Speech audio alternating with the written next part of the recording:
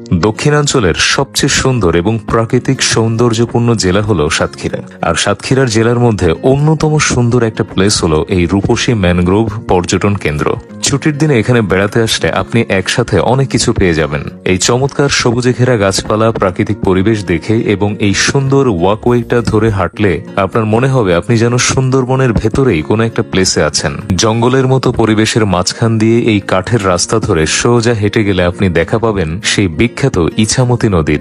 বিকেলবেলা নদীর পাড়ের চমৎকার বাতাস এবং নদীর অসাধারণ ভিউ আপনাকে মুগ্ধ করবে। এখান থেকে আপনার আর ফিরে আসতে ইচ্ছে করবে না। এই জায়গাটায় আপনি যখন হাঁটবেন বা বসে থাকবেন, আপনার শরীর এবং মন দুটোই প্রশান্ত হবে। ইছামতির ওপারেই কিন্তু ভারত। একপাশে ঘন জঙ্গল, অন্য পাশে ইছামতি নদী, আকাশ আর নদীর মেলবন্ধন সব মিলিয়ে দারুণ একটা ফিল দিবে আপনাকে। এখানে বেশ কিছু সেলফি বুথও আছে, সুন্দর সুন্দর ছবি তুলতে পারবেন, ভিডিও করতে পারবেন। সুন্দরবনের ভেতরের আদলে তৈরি করা এই রাস্তাটা ধরে সামনে এগিয়ে গেলেই নয়নাভিরাম একটা বিশাল লেক আপনার চোখে পড়বে। লেকের চারপাশে সুন্দর সিটিং অ্যারেঞ্জমেন্ট করা আছে, আর লেকের ভেতরে কাঠের ব্রিজের উপর দিয়ে হেঁটে গেলে লেকের ঠিক মাঝখানে সুন্দর একটা ঘর আপনার চোখে পড়বে। সেখানে বসে আপনি লেকের সৌন্দর্য উপভোগ করতে পারবেন। লেকের অন্য পাশে একটা সুন্দর রেস্টুরেন্টও রয়েছে। লেকের একদম শেষ কর্নারে বাচ্চাদের জন্য বিভিন্ন ধরনের রাইড এবং কেবল কারের ব্যবস্থা আছে। লেকের দুই পাশের রাস্তায় অবিশ্বাস্য রকমের সুন্দর, দেখলেই মন জুড়িয়ে যাবে।